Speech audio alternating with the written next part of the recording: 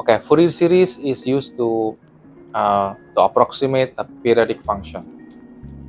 Okay, why are we interested in approximating a periodic function with Fourier series? Yeah, the answer is that when we are in a Fourier series, the series is in sine and cosine. Okay, you imagine that when we have a periodic function as an input to our differential equation, you know already how to get output of a system, of a transfer function, when the input is sinusoid, right? Okay, so if you have a system like this coming as your input, what's your idea to get the output of your differential equation?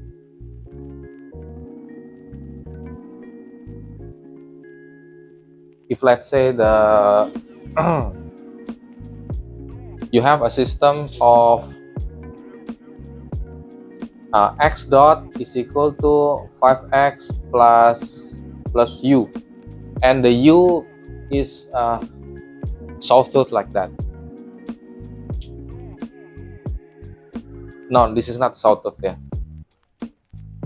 if this u is this one, how do you get the x? If this is a sinusoid function, let's say 10 sine 5t, you can convert this into Laplace using Laplace table, right? And then using the partial fraction expansion matching with the Laplace table, you can obtain the inverse Laplace. But when you are in that form, wow, it's not easy. Yeah, it's not easy. So you can convert this into sine and cosine term and then get the Laplace for that. So this is where the Fourier series coming in.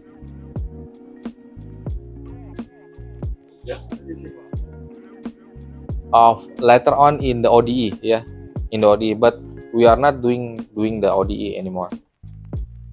Just preparing your input in terms of sine and cosine terms. Yeah. Since we are working in periodic function, we have to know what is periodic function, correct? If the function is not periodic, we cannot use Fourier. So it only works for periodic function. The term is called p-periodic. So it's not just periodic. We have to know what is the period of the function. Okay. If the function is p-periodic, if the x plus p is equal to fx itself. Yeah. An example is shown here. So you see, this is pi. Yeah. Pi to 3 pi. The length is 2 pi, right? So we know it is repeated when we have 2 pi in here. After 2 pi, it is repeated. So it is 2 pi periodic function. Yeah, you get it?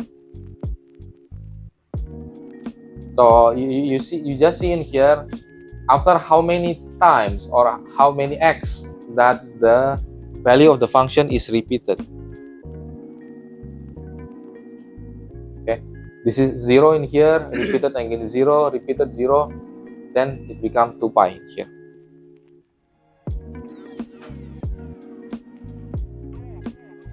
It can be any value. Yeah, it can be any value. It can be in seconds, also in radian. Yeah, depends on what kind of function it is.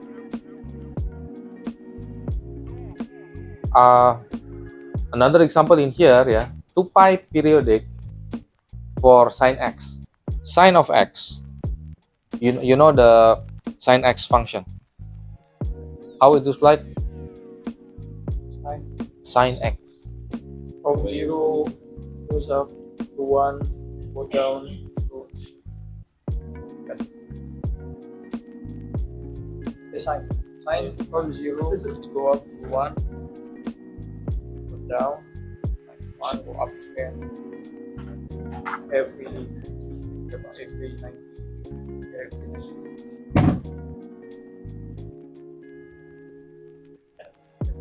half pi. Okay, in degree, this is 0. Oh, This is 90, yeah. This is 180. 180. This one, 360, right? Okay, what about this? 720, of course. Yeah. So after how many degree that this curve is repeated?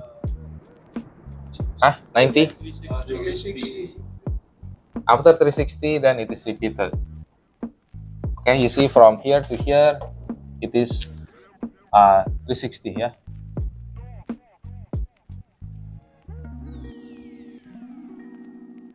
Okay, but also this one is repeated after 720, right? Yeah. It's repeated. But we choose the smallest number in here. Okay, B is the smallest positive number, which is why this is called 2 pi periodic or 360 degree periodic, not 720. Okay. Please remember these fundamental identities. Okay. If we have cosine times cosine and then we integrate it, we integrate from symmetric boundary, symmetric limit from minus pi to pi. Where is that? It is coming from here, yeah. Okay. Let me just draw it here.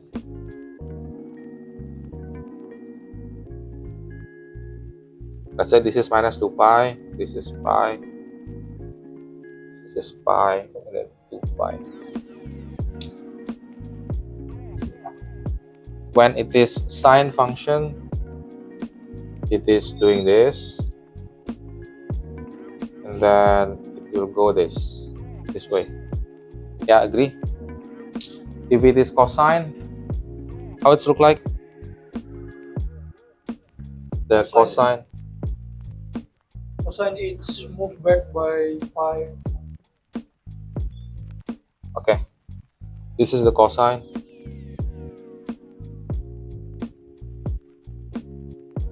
Yeah. So this delta mn, the delta mn is the canonical delta, which is this one. Okay, you remember the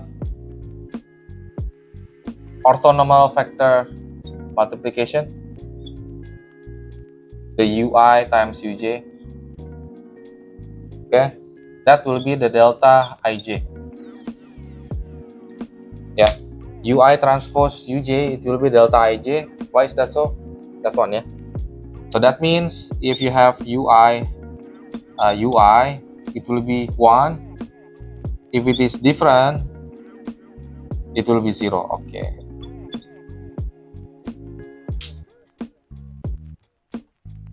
And just to let you know, yeah, this one is called the inner product. This is called the inner product. Inner product has the same meaning as the dot product. Okay, dot product of a vector.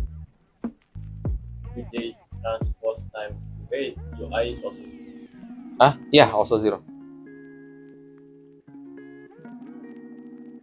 And straight away, if you have sine and cosine, for whatever value of m and n, it will be 0. No matter what the value is.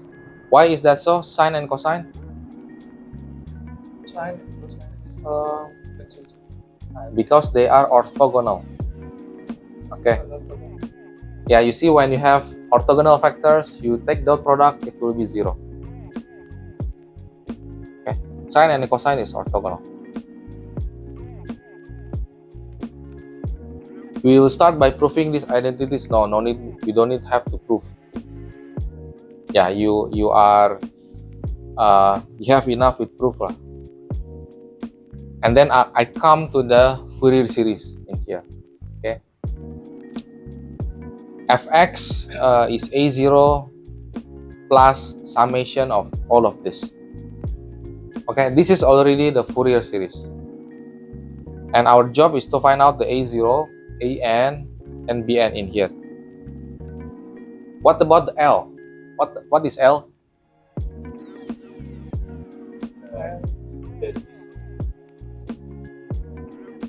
Yeah, L will be the 360 divided by 2 in this case. Yeah, the L is half of the period. Yeah, the period is 2L in this case. Okay, so L will be half of the period. Yeah, and this is how we get the identities. We get the coefficients, which is why you have to do a lot of integrals.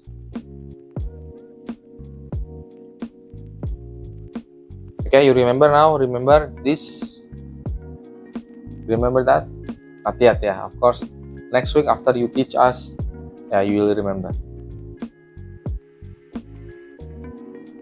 Okay. A very handy concept in Fourier series is even and odd function. Okay, we are even. What does it mean, we are even? Okay. Today is odd day, is that? Okay. A function is even if it is symmetric about the origin. Symmetric about the y-axis. Even if they are symmetric about the vertical axis here. Which one is even? Is it the red one or the green one? What? Even red. It means this is the mirror. This is the mirror. This line is the mirror for even function. Green. It is the green one, yeah. The red one is not symmetric about the vertical axis. Okay. So cosine function is even function. When your function is even, then we only have the cosine series. We don't have the b. Why the b? The b is sine. Okay.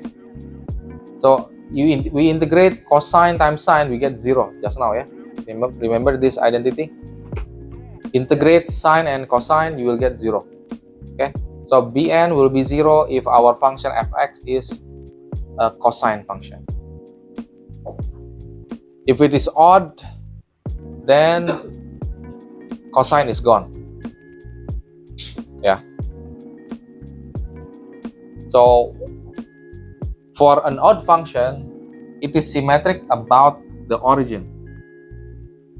Yeah, you see this symmetric, yeah, about the origin. Another origin symmetric about this origin. So you see this symmetric, right? This point and that point symmetric about the origin. This point symmetric about the origin. So you can rotate as you want. Another example is this function.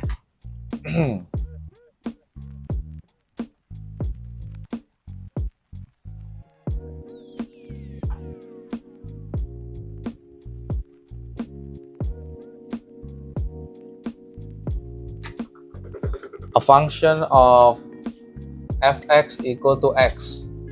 Is it symmetric or is it even? Fx equal to x. Yeah. It will be like this. Odd. It is odd, yeah, because it is symmetric about the origin. Okay.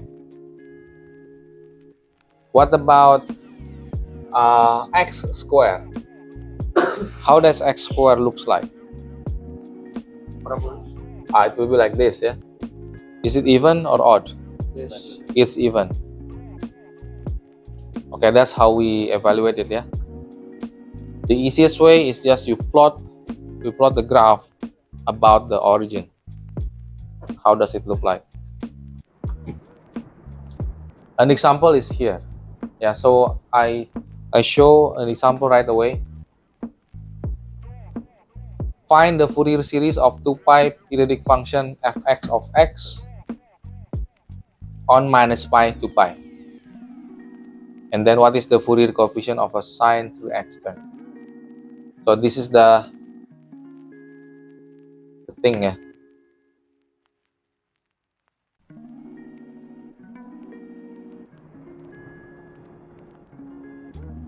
It is periodic from minus pi to pi.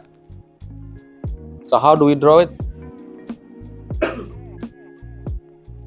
Yeah, we draw it like this. And then how does it continue here? From pi, and then this is will be 3 pi, yeah, because this is 2 pi periodic. How do I draw it here? Yeah, so I will start here and like that. Yeah, this will be 2 pi over here. Okay, so you just shift this by 2 pi, and then again like this. Okay, this will be minus 2 pi. That is what it means by fx is equal to x on the period of minus pi to pi period.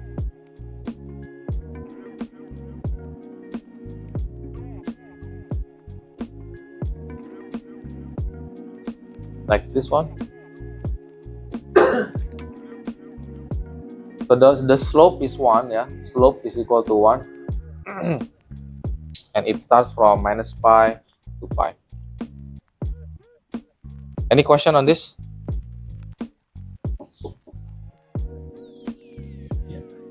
So how do we get the term then on Fourier series?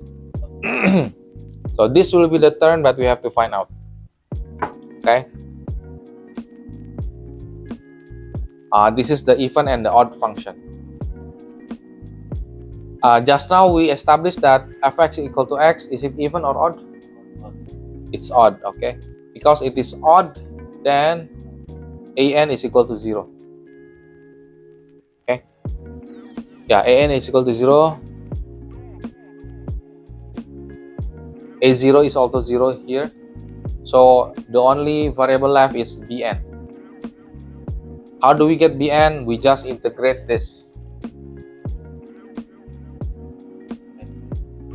X sine nx. N is from 1 to infinity. 1, 2, 3, 4 up to infinity. Okay.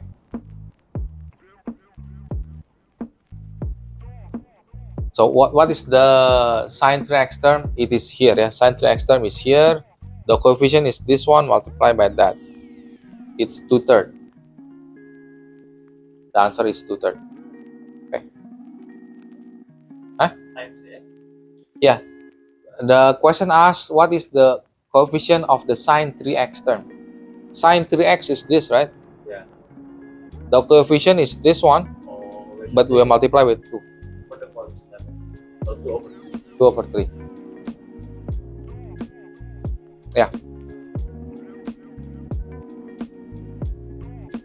Which one? Oh, this is the identity. Identity that you are given. Yeah, this one.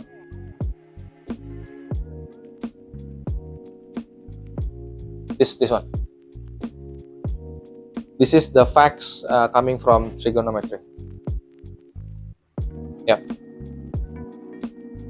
Cosine pi. What's cosine pi? Pi. Cosine pi is minus 1, yeah.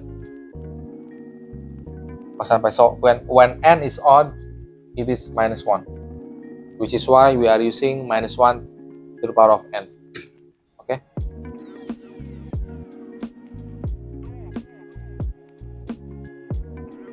Also,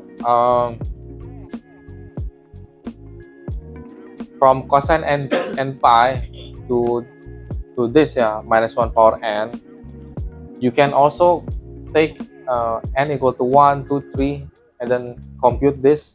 You will get the same answer. I mean, let's say you don't know how to simplify cosine n pi to minus 1 to the power of n, you can still get the same answer. Yeah. Okay, let me move on. In fact, this is coming from your homework. Yeah, a review on even and odd, which we have discussed. Even symmetric about the y-axis, odd function symmetric about the origin. And then this is a proof of we can express any function as the sum of even plus an odd function. Okay. Any function, we can do that. And then this is also a fact of even and odd function. If we integrate an odd function, we integrate from the symmetric interval like this, we will get 0. Why is that so? Integral, what's the integral? Actually, it's the area under the curve, right? What's the area under this curve? It's negative, right? The area under that curve, positive. You plus them, 0. However, when it is even function, it is twice of it, okay? Yes.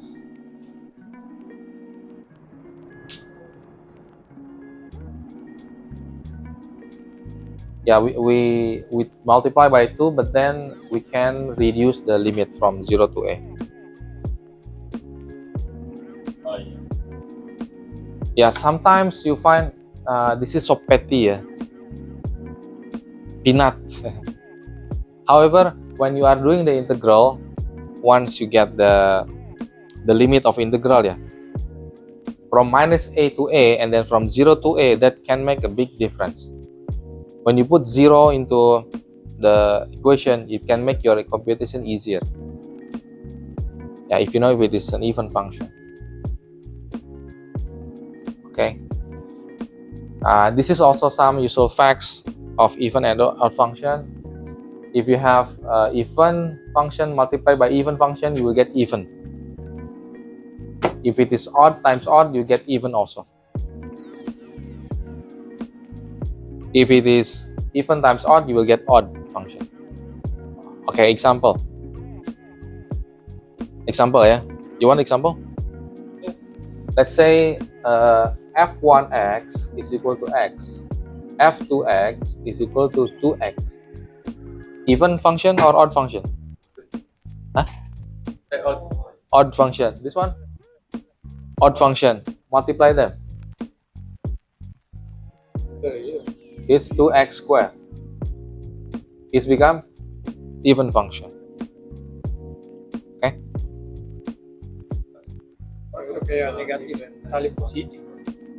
Yeah, even times odd, you have x, let's say you multiply with x squared, you have x to the power of 3. Yeah, x to the power of 3, you know that it doesn't go this way. Yeah, it will go that way.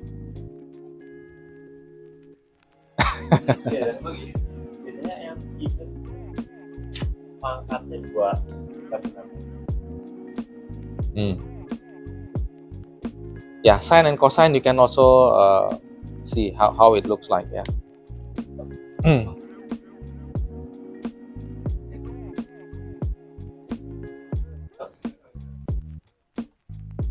Yeah, this is also some useful facts.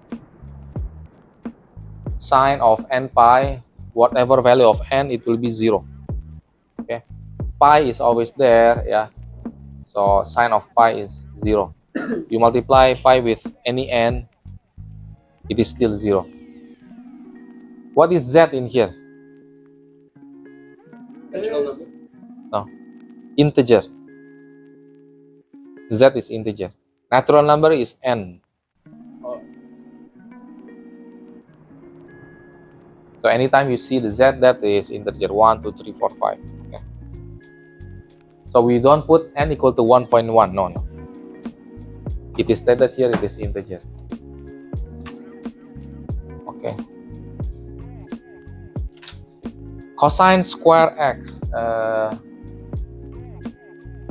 Cosine square x. this is odd even function multiplied by even function. It is still even. Yeah. Sine square x, odd times odd become even, but sine cos odd times odd becomes odd function.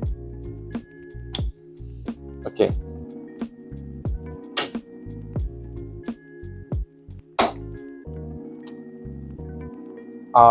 In here is that extension, yeah, half range extension.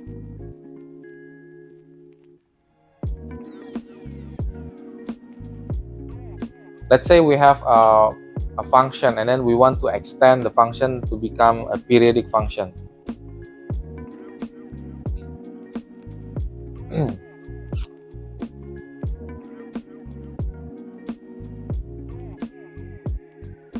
If you have y equal to e power minus x, how does it look like? It's like this, yeah. Y equal to e minus x, this one. If we extend it into an even function, then we need to have the left one to be y equal to e minus of the absolute value of x. Okay, for this one. If we let it as it is, then you will have a shape like this.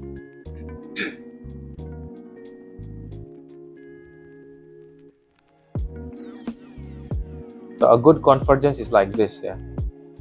If you want to extend it. This is a symmetric function, an even function, also periodic function from minus L to L. So this one, it can be approximated with Fourier series. It can be. Di kanan nggak bisa. This one, yeah, uniform convergence is not good because we have discontinuity. We can try, but convergence is not good. Okay. A series can converge or it can also not converge. Okay. You can see that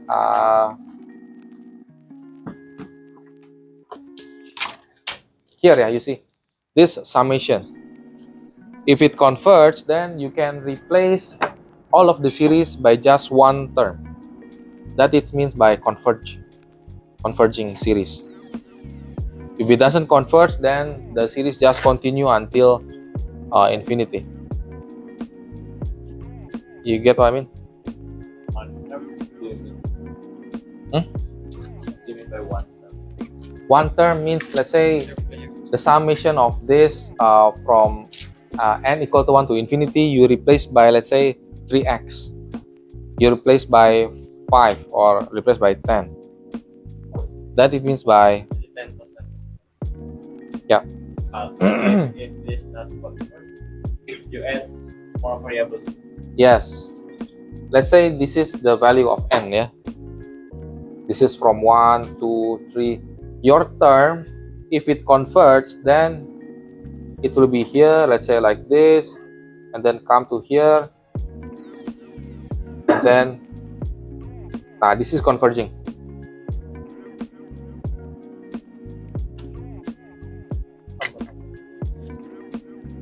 Sorry, not that one. Sorry, I made a mistake. Converging is not this one. Converging is like this. You have smaller terms, later smaller, smaller, and then Converge to zero. finally become 0. Converge going to 0. Yeah, so then the summation, you sum this, yeah, plus, it becomes a finite number. That it means by converge. If it goes just now like that, it doesn't converge.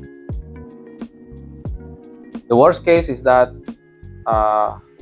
the value keeps increasing or then lowering again like this, and then Can it go after like that that? increase. Can go up and down. Probably, I haven't checked it, but this is one of possibility. The discontinuity can make this kind of situation. Discontinuity in here, yeah. I mean, this one, discontinuity. Okay, so I want to discuss about this, but maybe we don't have time.